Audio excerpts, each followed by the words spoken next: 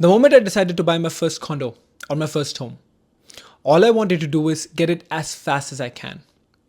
I was waiting desperately for that day when I would enter my own home, that feeling of ownership. And then I decided that to get it as soon as possible, all I need to do is just raise a down payment as fast as I can, and that would get me to my condo sooner. The equation was correct. However, the way I was saving wasn't. Because I remember that after saving for almost a year, I realized that my saving was growing, but it wasn't growing to the pace I wanted it to. And then I started to wonder, is there anything that I was doing wrong? Or is there anything that I was missing? I also looked at my finances, and my expenses were taking most of my paycheck away. And I was saving whatever I could, whatever was left. And then I realized that I needed a better way to navigate through this.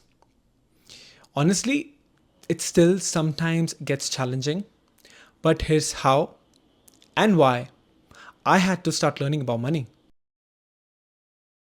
So, as I began my quest to find the better way, I decided that I'm going to read a book because I saw so many experts turning to a book whenever they have a question, and they would find all sorts of answers from the books, and then things would work. So I thought to myself that let me try this way, although I wasn't sure about it, and that's why I didn't want to buy the book. I didn't want to spend $20 to $30, and I decided to go for a library and rent the book instead. And I went to the library, I asked for that book, and the book wasn't available at the time. And then they asked me to register for it so that whenever the book becomes available, I could come back and pick it up and then I can read.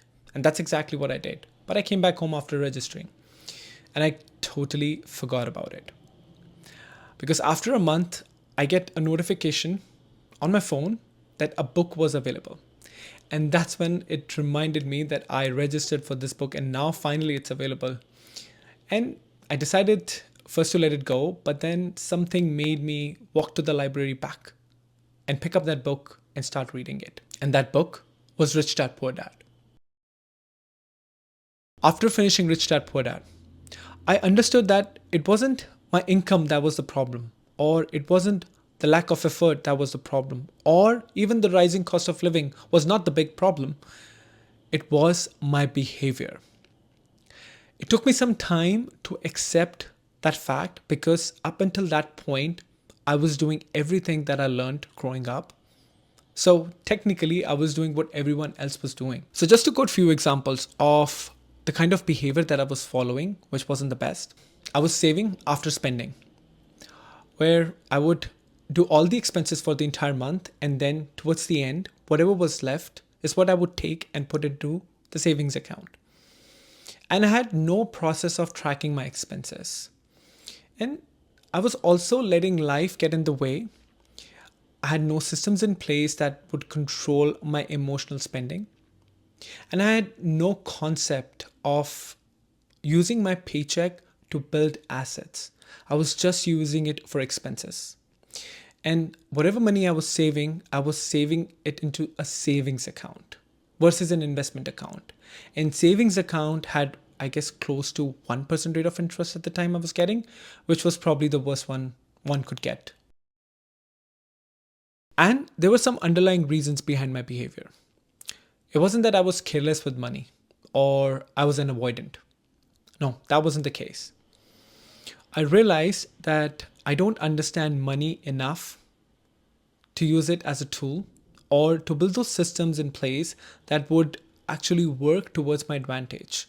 And then I was able to connect all the dots. The reason why I was saving so slow or my savings rate was so slow with my down payment is because I didn't understand money as a concept. I didn't have the knowledge of the techniques that I could use and build to expedite the process.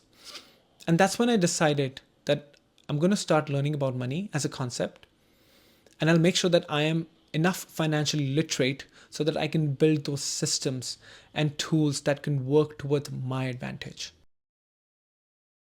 Honestly, I still have those challenging times with rising cost of living, more expenses, or unexpected expenses. I guess that's just a part of life. But with my continued learning, whatever I've learned so far and whatever I'm going to learn as I move forward along this path, along this journey, I guess it has given me those techniques that I could use to navigate during those challenging times, which has made a huge impact on my life. And as far as my learning approach is concerned, there are a couple of things that I do to ensure that I continue to learn about money as a concept.